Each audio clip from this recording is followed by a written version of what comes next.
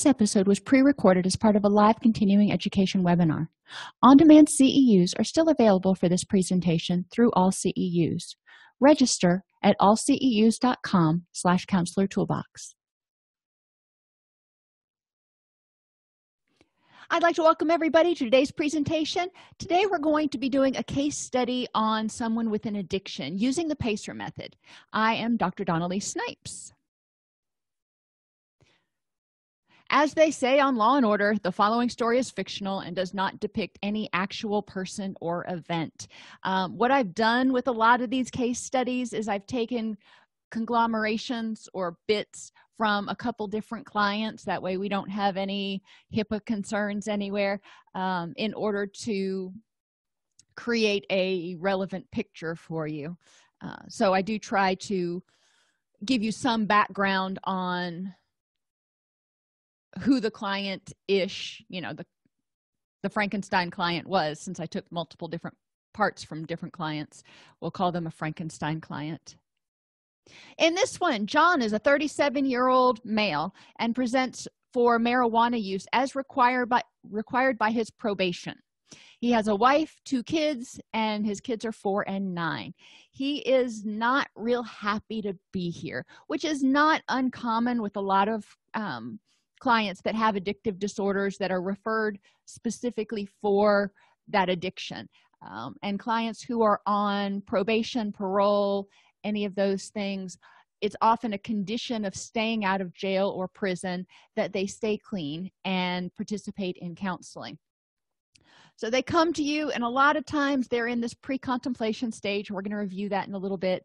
And not overly motivated to stay clean. But as a clinician, my thought is, okay, well, I want you to stay clean, ideally forever, but, at least long enough to get off probation or parole. What is it that's motivating you to use the drug or drugs or activity? What benefit are you getting from using it? And how can we help you achieve that same benefit some other way that won't necessarily send you back to jail or prison? As always, we start out with the physical aspect, and with a lot of clients who are involuntary or forced to be in treatment,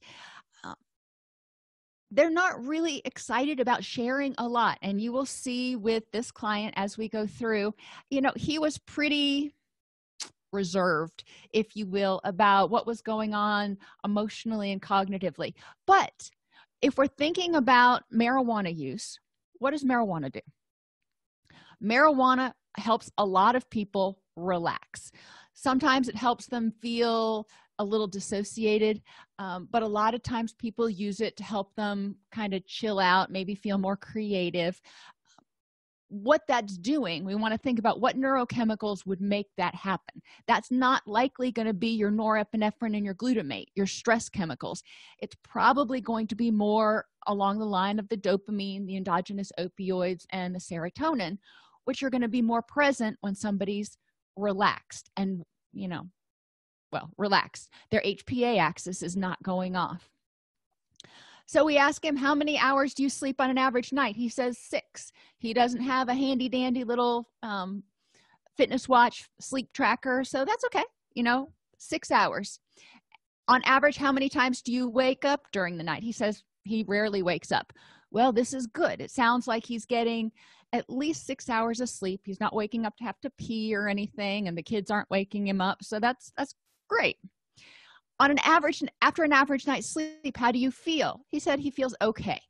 Now, I'd like to hear energetic. I would like to hear ready to take on the day, not just okay, but it's better than tired. So I'm going to file that in there for, I wonder what's going on there that leaves him feeling okay. Is he unhappy with things in his life? Does he have some stress, some dysthymia, hormone imbalances, poor nutrition? What's going on? When you wake up feeling refreshed, how much sleep do you get? He says at least 8 hours, preferably like 10. So the weekends are generally when he wakes up and he feels more refreshed if he doesn't have to get up and do something else. as with all of my clients, because I find, like I said last time, I have yet to find a client who has perfect sleep hygiene habits and is 100% aware of sleep hygiene. Most people are ignorant, uneducated about the things that can impact their sleep and how important sleep is to them. So I have everybody do a sleep hygiene assessment. It can't hurt. It takes 15-20 minutes tops. It's not a huge commitment. With involuntary clients, one nice thing about having them do these sorts of non-threatening activities is it starts to get them involved in the process. It's something that they're sort of willing to talk about, and it's something I can show to their probation officer or whomever that says, hey, Jim Bob is actually participating in treatment, instead of just winging it and going, yeah, he's showing up. I can show that Jim Bob has actually done something. So that's a good thing. When you're working with involuntary clients, another brief intervention, if you will, is to ask them, and I usually couch it to them very frankly. I say, the courts are requiring you to be here for 8 weeks with me, and you don't have a choice if you want to get off probation. That's just what the courts have said you have to do. How can we make the best use of this 8 weeks? If you don't think you have a problem with substances, which a lot of them don't, okay, so what is it that we can do together in this 8 weeks that can be beneficial? What can I help you with? And a lot of times that opens the door, because it puts the ball back in that person's court, so to speak, and says, okay, I'm not, surprisingly enough, they come in expecting me to lecture them about the problems with using and how they need to quit and yada, yada, yada. And that ain't going to work. They know that already. And if they wanted to quit, or if they felt they could quit, they would. So when they're coming in, we want to join together on some mutually agreeable goals. What is it I can help you with? I know in my belief that if their life starts going better, if their body starts functioning better, if they're healthier, then they're probably going to have less craving for that particular substance or activity. So I'm not going to push that issue right now. What this particular client wanted to do was stay out of jail. Okay, so staying out of jail means you got to stay clean. And again, I didn't lecture him on the fact that you need to stay clean, even after you're off probation. No, I said, okay, well, my job, what I need to do is help you stay clean while you're on probation, which was like 18 months or something. Help you get the tools so you can stay clean while you're on probation. And then after you're off papers, which is what they call it, you can choose what you want to do. That's not my business what you do once you're off papers. What my job is to help you stay clean while you're on probation. And generally that goes over really well. I spent my first 2 years after I got my master's working with clients that were on felony drug probation. So we went through that same spiel every single week. And I found that it worked really well, at least with my clients, because they were relieved to not have to hear the same old thing. They were relieved not to have to sit in groups every week and have somebody lecture them on why it's important not to do drugs. Instead of saying it's important not to do drugs, I looked at it from the perspective of, why are you using? You're using because you're stressed? Okay, what else can you do? What skills can I teach you that can help you feel less stressed? Or what can I help you intervene in your life that can help you feel less stressed? So anyway, that was a whole diatribe. Let's get back to physical. For his sleep, he would like to start getting 8+ hours of sleep. I want to know why he's only getting 6 hours during the week, and that'll come out during that sleep hygiene self-assessment. Nutrition. Using a free app like Spark, people, track your nutrition for a week. And he came back with, he doesn't get 100%. gets 75%-ish of vitamin D, calcium, and potassium. Vitamin D, we have talked about this before. We talked about this with depression, but vitamin D is also associated with anxiety symptoms. If people's vitamin D levels are insufficient, then they may have mood symptoms, and I just use that term generally to encompass depression or anxiety. Calcium is necessary for the production of serotonin. When we don't have enough serotonin, then we may feel more anxious. When we have too much serotonin, we also may feel more anxious. It's a bimodal sort of thing.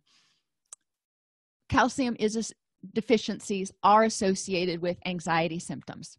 Same thing with potassium. Potassium is one of those interesting minerals that we need, and potassium is really involved in like our heart rate functioning. When people have potassium imbalances, they may start having heart palpitations, which people can mistake for panic attacks or heart attacks or something else. But potassium itself has been potassium deficiency has been associated with anxiety. The American diet is very often deficient in D, calcium, and potassium. Another interesting factor that a researcher, and I can't remember what the study was called, but she did it when I was at the University of Florida. She was a dietitian, and she did a research study and demonstrated that excessive protein intake contributes to osteoporosis because the bones start leaching calcium. So too much protein can cause a calcium imbalance too. And I wish I would have thought to look that up when I was preparing this class. But for a lot of Americans, we eat too much protein, and that can cause other mineral and vitamin imbalances. Which nutrients do get less than 25% of the USRDA? He said none. So that's great. When was the last time you had a full panel blood test done to examine your kidney and liver function, thyroid, and vitamin D levels? He said, yeah, I don't know, several months ago. Who knows? Describe your eating habits. He says he eats a lot of fast food and meat. He gets a lot of fried food. You know, he goes to fast food places for lunch when he's at work.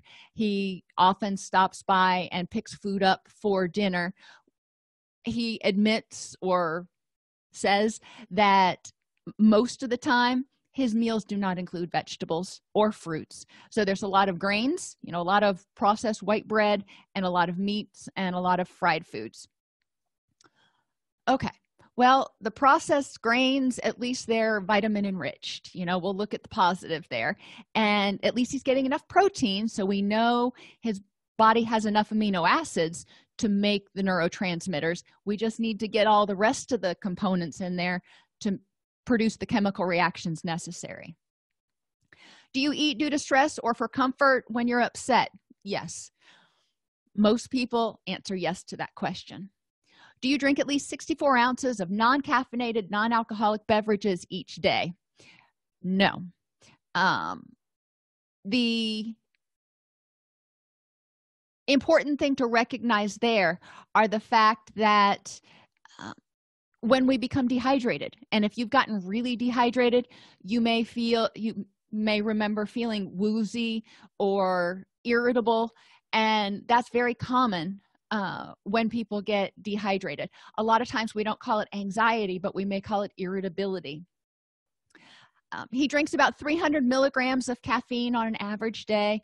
400 is generally what they recommend as an upper limit. So he's within that bound of, you know, safe caffeine consumption, but that is 300 milligrams of a diuretic that he's taking in addition to not getting enough water.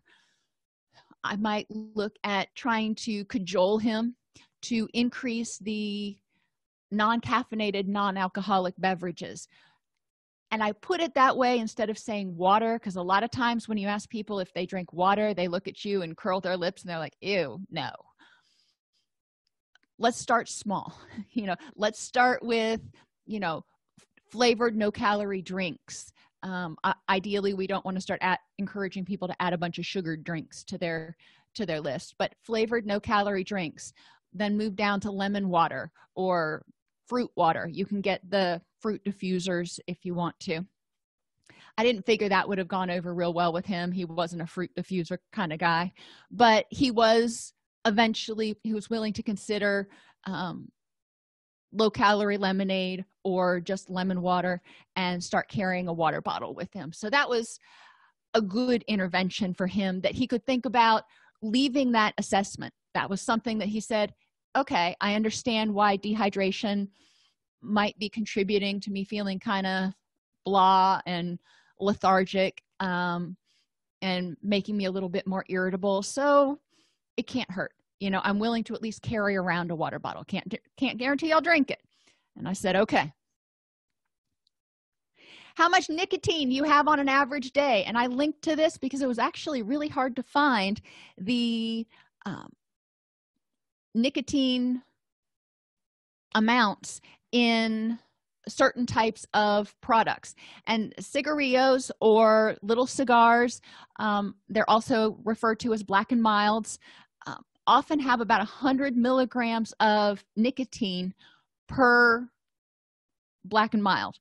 And he was using about 2 a day, he said, sometimes more. That means he was using a minimum of 200 milligrams of nicotine a day. On average, there's, depending on what you look at, it varied a little bit between 1 milligram and 8 milligrams per cigarette, depending on which site I went to. But even at 8 milligrams a cigarette, if you smoke 20 a day, that would be 160 milligrams. That would be, when we're thinking about cigarettes, that would be smoking a lot of cigarettes. But, he's getting that in 2 little cigars. Something to pay attention to. They are not healthier. A lot of people tend to think black and milds for some reason are healthier or have less nicotine than cigarettes. Black and milds, little side note, are meant to be smoked like cigars, in that you take a puff of them and the smoke goes into your mouth and then you exhale it. You're not supposed to inhale it into your lungs like you do with cigarettes. Does that mean you don't get nicotine from it? No, not at all. Nicotine is absorbed through the mucous membranes in your mouth, which is why you can use lozenges or gums when you're trying to reduce your nicotine dependence. You can use the nicotine replacement therapies, and you're told to put it between your gum and your cheek because the nicotine is absorbed through those membranes. Therefore, black and milds have way more nicotine per unit than a single cigarette. Important to be aware of because of the highly addictive nature of nicotine and the effects on the neurotransmitters. He says he needs to currently lose about 30 pounds. And, personally, just kind of looking at him, that would be on the low side. He probably would be healthier if he lost about 50 pounds, but 30 is good. He recognizes he needs to lose a little weight, and that could be impacting his health and his energy levels some. He hasn't had any problems with thirst or hunger or hypoglycemia, hasn't had his blood sugar tested lately, but he doesn't have any signs of diabetes. He's not indicating anything that would make me go, ooh, I'm really concerned about that. He does mainly gain weight around his belly, which again is a place when our HPA axis is activated. When we have high levels of cortisol, they've associated that with metabolic syndrome, and one of the symptoms of metabolic syndrome is central, as they call it, central weight gain, which means gaining it around your belly, which tells me since he gains it around there as opposed to other places, it seems to be concentrated, he does tend to have high stress levels. He does tend to have more cortisol going through his system, which underscores the hypothesis that he may be using marijuana for stress relief and self-medication. We will end up referring him to his primary care physician for a physical to include a nutritional evaluation. We want to make sure that, his body can use the protein that he's taking in. Hormone evaluation to see if his testosterone levels are low. He's got a little bit of flatness, apathy, low energy, and possible addition of a multivitamin. When I asked him about the medications he was on, he said he's on a beta blocker for high blood pressure. He'd been on it for 2 years and just increased his dose. He gained a little weight. The doctor increased his dose. That again tells me there's some anxiety or something going on there. He's got high levels of norepinephrine. So we may want to start looking at what's causing this stress, what's causing this HPA axis involvement. He has Tagamet for gastric reflux. We know that Tagamet can reduce testosterone levels. So, again, something to consider. And cannabis. When you smoke cannabis, and right after you smoke cannabis, or right after men smoke cannabis, their testosterone levels go up. And, he was smoking cannabis a fair amount. Theoretically, if his testosterone levels were low, that could correlate with high cortisol levels, because testosterone is negatively related to cortisol levels. Remember that from Monday. So if his testosterone levels are low, his cortisol levels may be high. Well, we've kind of established that. He's got high blood pressure, which tells me that his cortisol levels are high. He's got low energy. He's okay throughout the day. He's not, raring to go. Yeah, and he's having some sleep difficulties. It could be because his nutrition is not great, so he's not able to efficiently produce the melatonin he needs to get good sleep. Or it could be that he's sort of fatigued because his testosterone is low. When he smokes cannabis, it increases his testosterone and reduces his cortisol, which makes him feel better. Which tells me, again, I'm interested in his testosterone levels. Don't know if it's going to be anything or not. I will educate him about the sedating effects of his beta blockers and the anxiolytic effects of Tagamet, and testosterone increasing effects of cannabis and the inverse relationship between cortisol and testosterone. So everything I just said, we're going to talk about that. I don't just file that away and don't tell him. I'm like, okay, go get these tests and see if I'm right. I might put something out there and say, after you smoke marijuana, do you feel more sexually virile? Do you feel more manly? I'm not sure how I would put that, but pain. He says he has no chronic pain, so we didn't need to finish the rest of this, which is good. Not many people can say that. Exercise, he doesn't do it. So, obviously not exercising is potentially going to contribute to some issues. Exercising, we know, releases endorphins and serotonin. So I'd like to see him get moving. That could help him feel a little bit better and actually get more energized. But, he's not exercising right now. So that's sort of a non-issue to file in there. Energy levels throughout the day. He gets through the day. He hasn't had his thyroid levels tested. Using a pulse ox monitor, I keep one in my office. His heart rate was 75 and his O2 sats were 98. That's pretty standard. If you see O2 sats that are really low, you want to check and see if their fingers are cold or if they're wet. If their O2 sats are below 90 and you can't figure out a reason why, it might be prudent to refer them to get a professional to check it out. Do you have high blood pressure? He says yes, and he's medicated for it.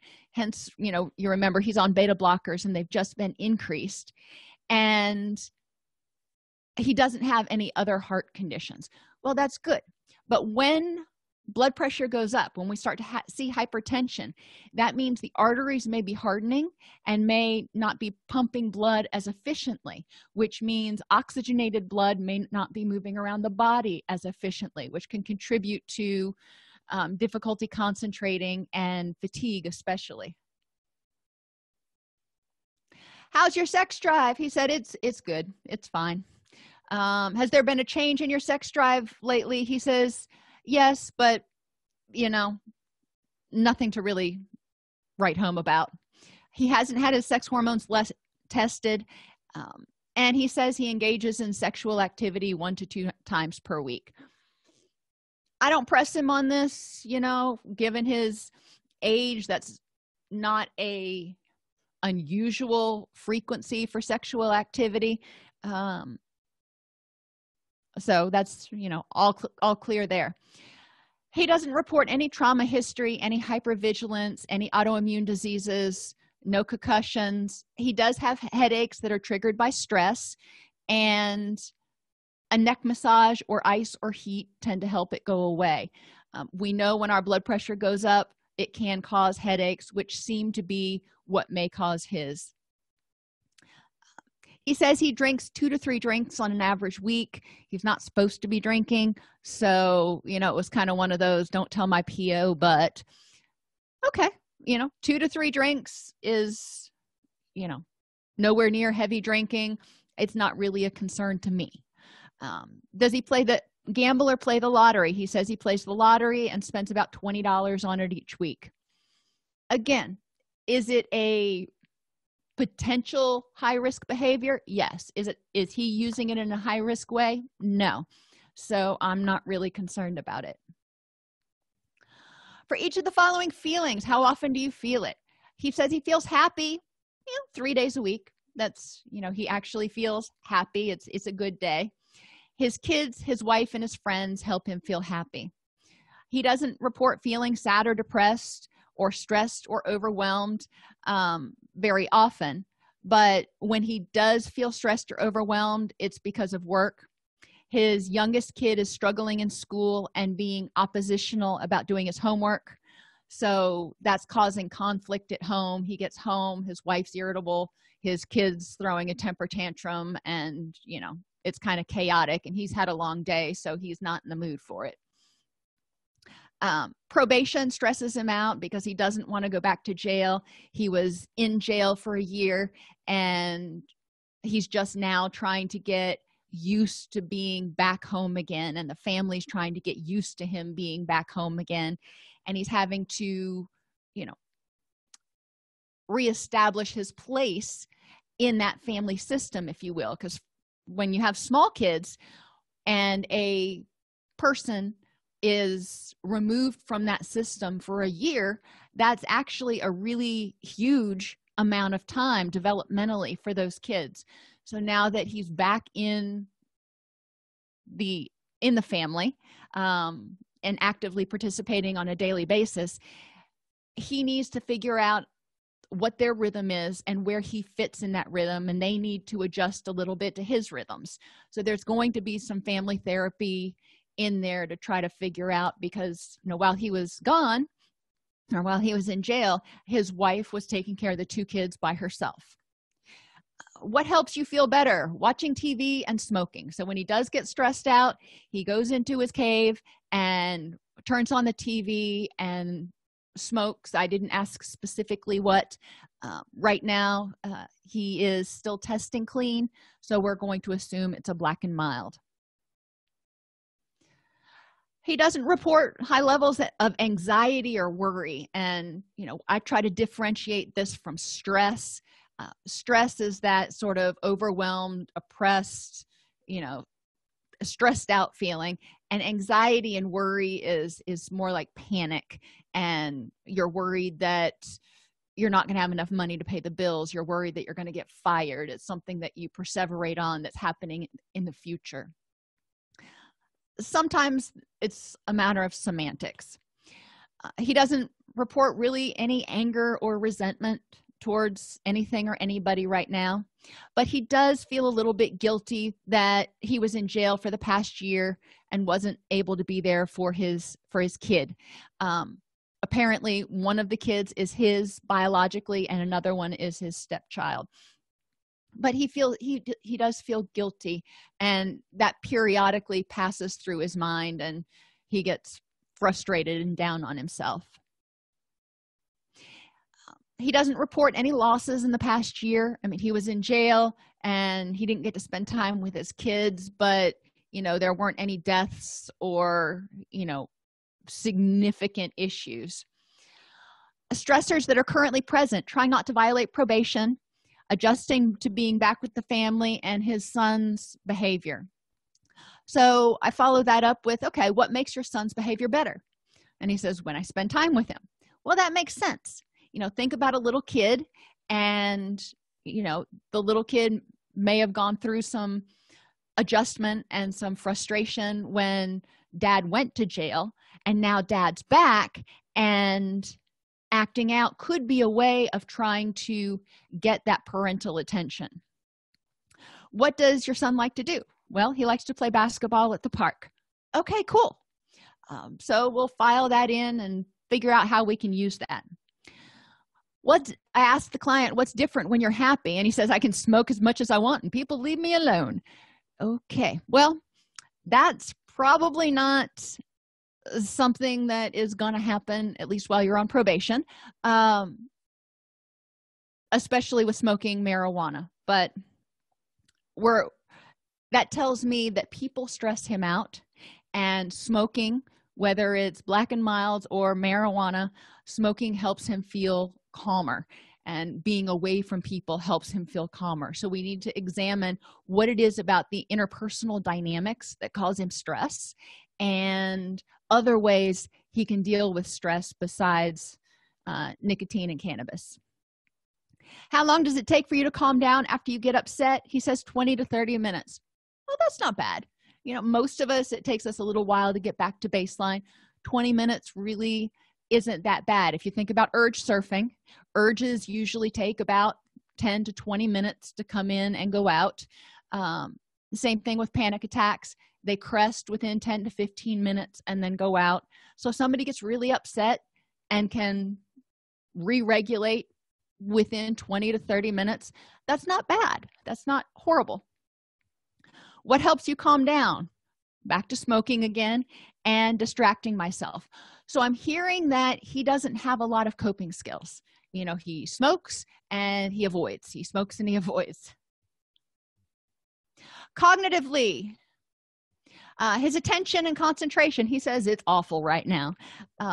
He doesn't feel like he's on his game. He doesn't have a history of ADHD, and there hasn't been a change in his ability to concentrate. He doesn't know what's causing him to have difficulty concentrating. I mean, it's been going on for a while, and he's just not sure why. Does it seem to be taking longer to process information? Yes. How's your memory? He says it's good. Okay. When people start talking about having changes in cognition and difficulty with concentration, it could be depression, it could be anxiety, it could be signs of some sort of neurocognitive thing. But the fact that it's not taking him longer to process information, that's really good. He says his memory's good. When he concentrates, when he pays attention, he can remember things, but the rest of the time, if he's just going about and not really trying hard to pay attention, he's having difficulty. When you think about yourself, your life, the world, and other people, do you tend to feel angry, suspicious, or hopeless? He says yes. The people around him seem to be out for themselves all the time. Okay.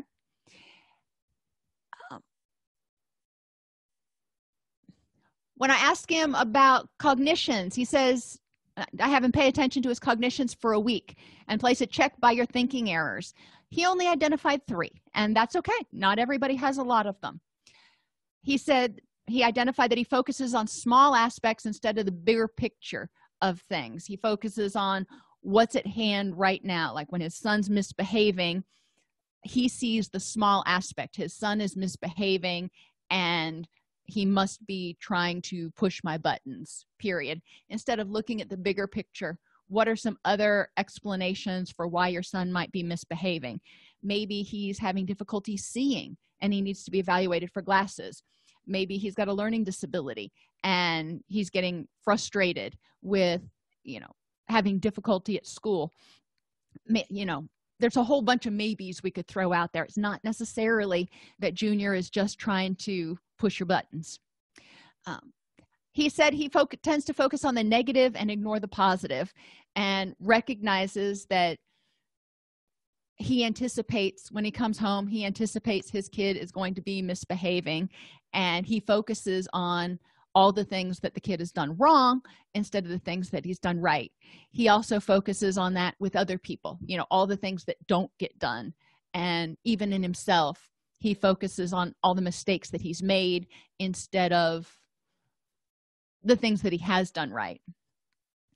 And the third distortion that he regularly uses is expecting people to be able to read his mind.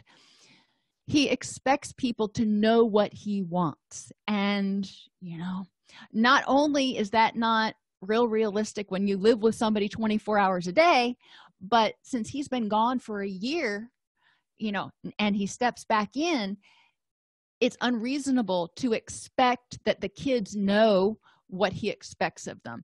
It's unreasonable to expect that his wife knows what he is thinking or wanting or how he would handle a situation.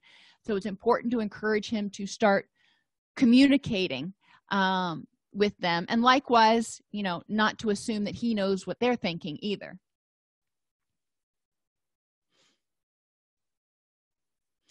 On the hardiness activity, his kids are really important to him, his biological child and his stepchild.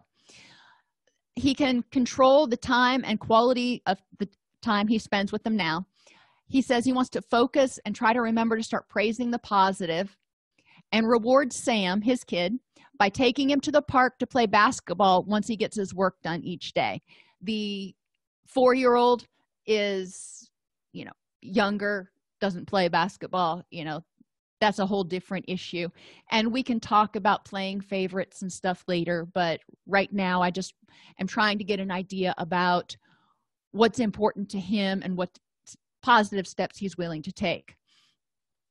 With regard to his relationship with his spouse, he will work with Sam on his homework when he gets home and back her up. Evidently, a lot of their arguments have been about him not backing her up and giving Sam excuses for not finishing his homework and, not disciplining him when he mouths off to mom. So it's important for them to get on the same page parenting wise. And he needs to talk with her about not smoking pot around him. And I'm like, okay, whoa, that's the first time that one's come up with this particular client. So, I put that down, but that was something I needed to put in the back of my mind. Friend number 1, figure out how to spend time together without smoking pot. Evidently, he and his friends used to get together and they would smoke pot together and watch games or hang out or play cards or whatever they did. But that's not something he can do now. And he doesn't want to lose his friendships with these people because they've grown up together. But, he also doesn't want to go back to jail. He doesn't identify any other friends that are really important to him. Okay. With regard to his job, he's going to keep going to work and doing the next right thing so he doesn't violate his probation. A lot of times with people who are on probation, another condition besides staying clean is maintaining gainful employment. It's important for him, even though he hates this job, to continue to go. He's been out of the workforce for over a year, and that's contributed to some difficulties on his resume. You have gaps on your resume now. Plus, he was in jail for a felony, which makes him a high-risk employee. As a side note, people who are considered high risk, and there's a lot of conditions besides just having a felony on your record that make you hard to employ.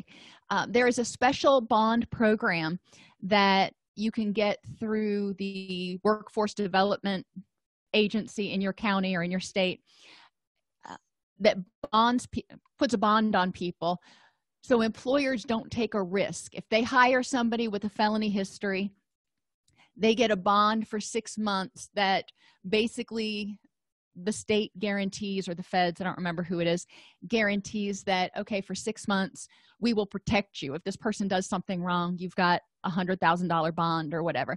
Just like contractors are licensed and bonded and everything, same thing with him. And you can go to workforce development and look up bonds for jobs, or bonds for, I can't remember what it is, bonds for felons. We can look that up at the end of class.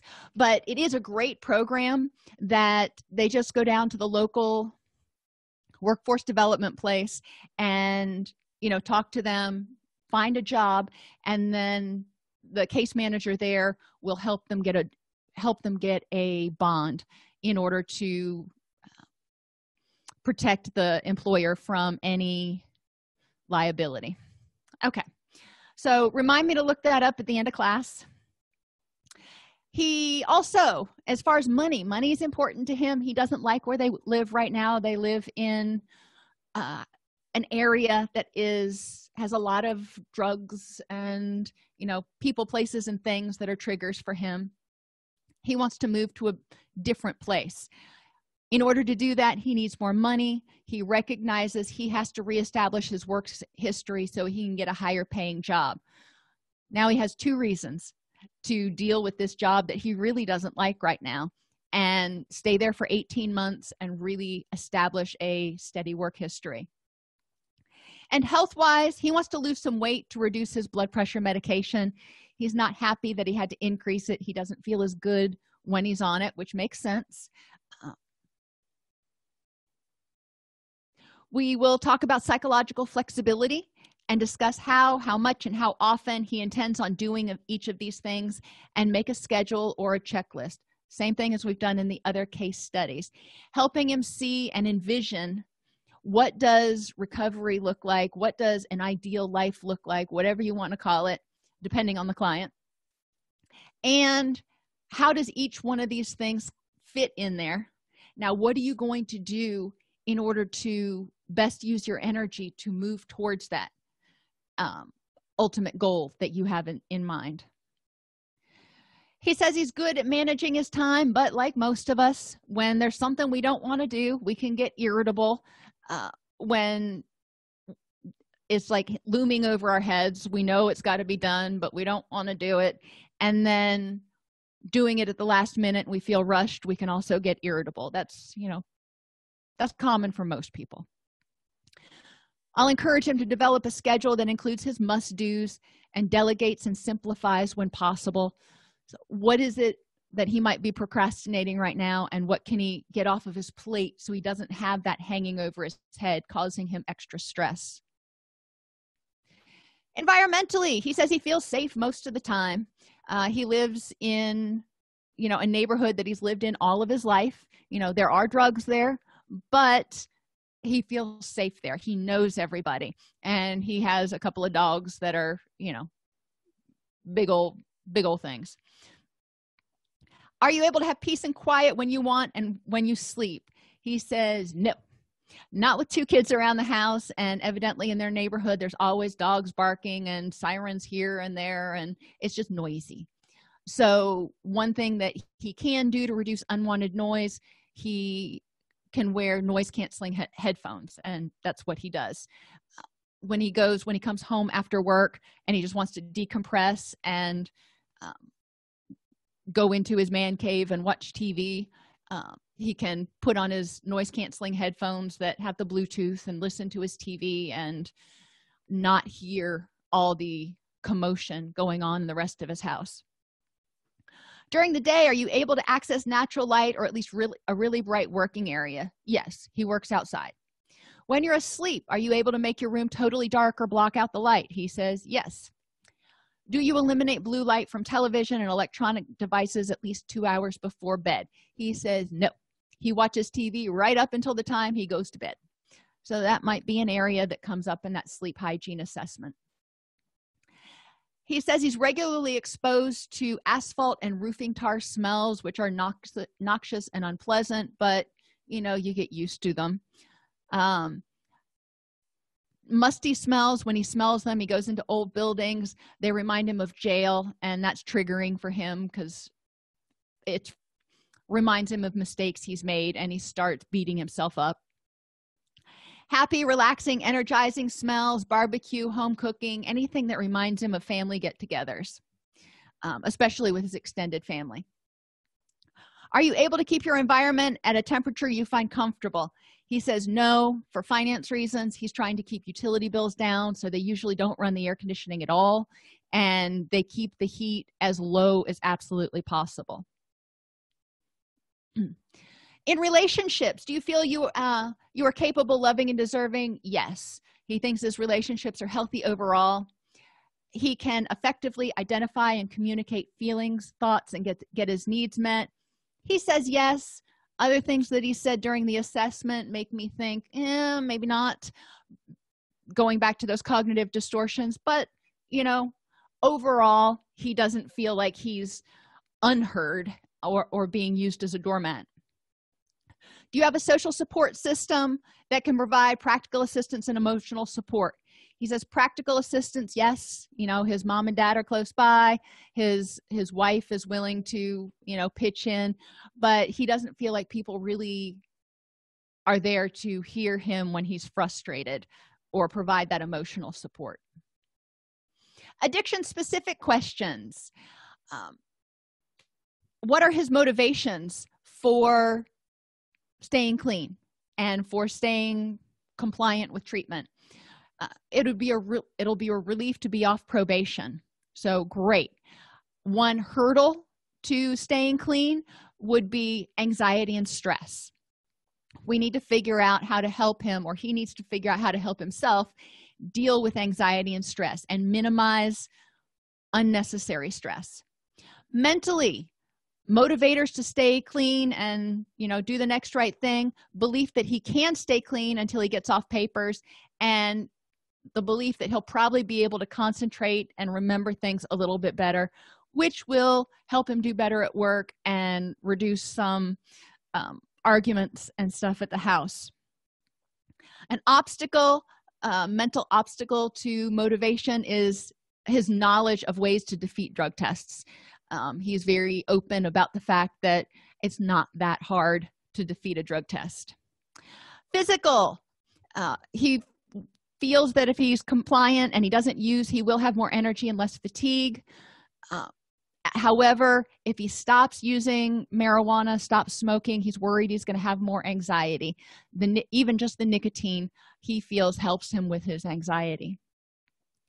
Socially, motivation to stay clean, to stay out of jail. He'll be there for his kids. An obstacle is his friends and his spouse all use marijuana. So we need to talk about, okay, how can you create a safe environment? And environmentally, motivation to continue with treatment and do this is that he may be able to move into a better place once he's off probation. The obstacle is, like I said, in this neighborhood that he's in now, he can get drugs any time of day, any day of the week that he wants, and it's a temptation for him constantly. So those are going to be things that we're going to address in his relapse prevention plan. So his initial treatment plan goals: refer to his primary care physician for hormone evaluation and nutritional assessment. Tagamet for gastric reflux, lowers testosterone, which can increase cortisol and anxiety. Cannabis increases testosterone, which lowers cortisol and anxiety, typically. Vitamin D deficiency can lead to or worsen anxiety and hypertension, not just depression. Calcium deficiency inhibits production of serotonin, and potassium also, I didn't mention this earlier, potassium does help regulate serotonin. So not only is it involved in heart rhythm and other things, muscles, we get muscle cramps when we don't have enough potassium, but it also helps regulate serotonin and all of the activities that serotonin does. Another goal is to remove all cannabis from the house. If his PO shows up at his house and there's cannabis there, he's going to be violated. It's important for him to get the cannabis out of the house. Now, he's not going to get it out of the neighborhood, and he may not be able to get his wife to stop using, but if she's not keeping it in the house and she's not using in the house, that's one step towards creating a safe environment. He's going to begin helping Sam with his homework each night and taking him to play basketball after dinner if he does his homework. He will learn about cognitive distortions and start addressing one each week. So we're going to start working on some of those issues that I talked about. He'll learn distress tolerance skills to teach his son. One way I help people learn tools sometimes is by helping them learn them so they can teach their children. And his child gets frustrated doing his homework and gets irritable and just wants to walk away. Helping the child learn distress tolerance skills by teaching them, he's also probably modeling them. So I'm going to get a twofer here, and I'm all about them. And have him make a list of things to do when he's feeling stressed besides smoke. What else can he do? Can he go on a walk? Can he mow the yard? Can he, I don't know, what works for him? Specific worries for discussion beginning week 1. Get through probation without violating. So we're going to talk about taking it one day at a time. He can think about, I have to do this for 18 months, and that can feel overwhelming. Just like, well, not just like, but something that many of us can relate to. If we go on a diet and we say, oh, I can't, if you take a food out, which I'm not recommending, but a lot of us do, we say, oh, I can't have that for a month. It's like, oh my gosh, I don't know if I can go a month without chocolate, or I don't know if I can go a month without caffeine. Well, for him, it's 18 months. Think about how overwhelming that is. So with him, we're going to think about one day at a time. Just get through today without smoking, and we can talk about tomorrow. Have him view his probation requirements as a challenge. He's capable of doing anything he puts his mind to. So have him view it as a personal challenge to show his strength and courage. And encourage him to use psychological flexibility. When he starts having the urge to use or quit his job or do something that might violate his probation, encouraging him to envision that future goal that he wants, that happy life that he's hoping to create when he gets off probation. And ask himself, is doing this, whatever I want to do right now, worth it? Is it going to help me achieve that goal, or is it going to potentially hinder me or sabotage me? Another worry for discussion is his son's behavior. So we're going to talk about different ways to provide positive reinforcement when the child is doing things well, and also look at the possibility for a learning disability assessment if it appears that the child may be having difficulty understanding the information or might have ADHD. I need to probe a little bit more before I figure out what to do there, or I figure out what to suggest.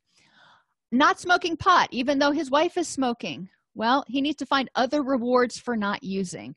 If he's not using, he needs to be able to pat himself on the back and go, attaboy, you're doing what's right to do right by your son, your kids, stay out of jail, yada, yada. And talk with her about not using it at the house. If she's not willing to give it up completely, talking with her about, can you just not keep it or use it in the house, because, that could directly contribute to me going back to jail. And dealing with having to stay at this, quote, crappy job for the next 18 months. All right. So we might use techniques like mindful focus, helping him focus on each day. What do I got going for me today? What's good about today?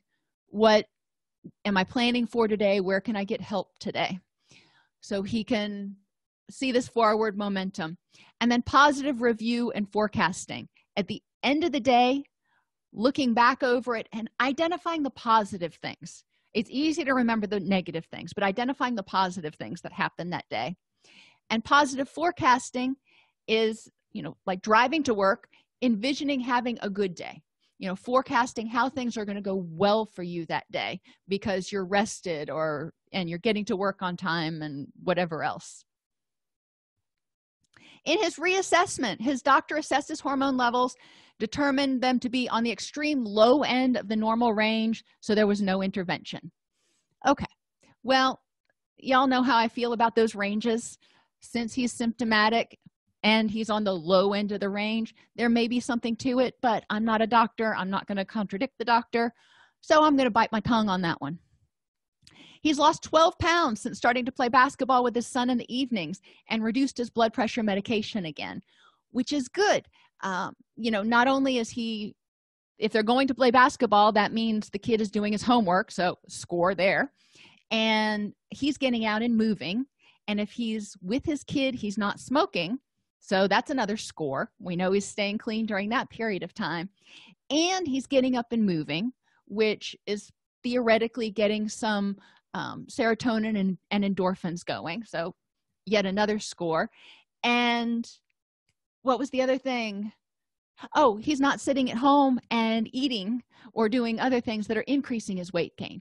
So there's a lot of benefits to him engaging with his kids. And one of the reasons I focused on that with this particular client is because when I asked him, when you're not using, what's different? He said, my kids are around. And I said, okay, well, let's keep those little ankle biters around as much as possible. He's arguing less with his wife since his son is behaving better. Although she's still smoking, she's not doing it at the house. So that was good. She obviously wants to help him stay out of jail. And he is not used, but is still not intrinsically motivated to quit. That's just an assessment. It's not a judgment. It's where we are right now. And was always perfectly open about the fact that, you know what? I don't have any intention of never smoking again, but I will stay clean while I'm on probation. And, theoretically, if you can stay clean for 18 months, that means you can stay clean for however long you want to. So maybe he'll change his mind. Oops. Substances are often used to self-medicate, helping him identify previous coping strategies and learn new distress tolerance skills to teach his son. Is helping with his stress at home and at work. Engaging in activity with his son leaves less time to use and gets those happy chemicals going. Remember that marijuana alters not only brain chemicals, but also hormones. That alters those testosterone levels, which we know alter the brain chemicals. And marijuana can stay in the body for a long time since THC is stored in the fat. So especially since this person happened to have more fat tissue, means it had more pockets to store that THC. So as he loses weight, he may have some recurrences of cravings that we want to talk with him about, or prepare him for, I guess is a better word. Now let me look up that website for the bonds. Here we go. The federal bonding program, it's at bonds4jobs.com. And whoopsies.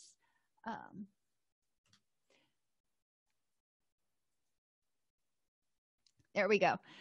The U.S. Department of Labor established the federal bonding program in 1966 to provide fidelity bonds for at-risk, hard-to-place job seekers. The bonds cover the first 6 months of employment at no cost to the job applicant or the employer.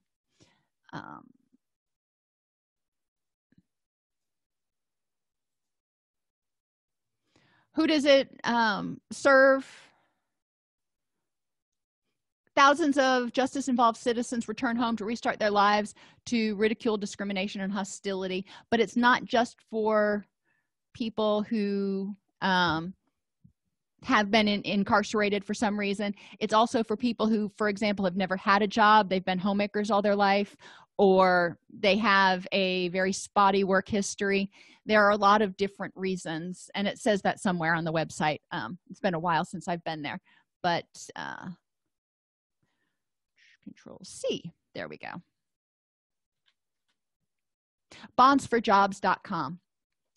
The other, I mentioned it earlier, the little kind of gotcha with this one is the person has to go out and find a job and an employer that is willing to hire them, and then they apply for the bond. So you don't go to an employer and go, hi, I'm interviewing here, I've got this bond. It's, hi, I'm interviewing, will you hire me if I can get a bond that covers me? And the employer says yes, and then the caseworker says, all right. Directory of State Bonding Coordinators. You can go here and you can find your state and figure out who is coordinating that in your area. So anyway, the site is really easy to navigate once you get in there. I'm just trying to do it really quickly. But I have used it before and it has been helpful. Are there any questions?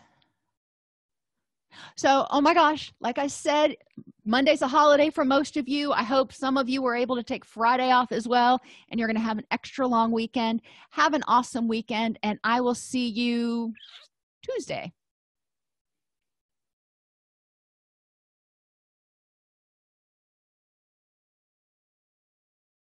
Between writing notes, filing insurance claims, and scheduling with clients, it can be hard to stay organized. That's why I recommend Therapy Notes. Their easy-to-use platform lets you manage your practice securely and efficiently. Visit therapynotes.com to get 2 free months of Therapy Notes by just using the promo code CEU when you sign up for a free trial at therapynotes.com.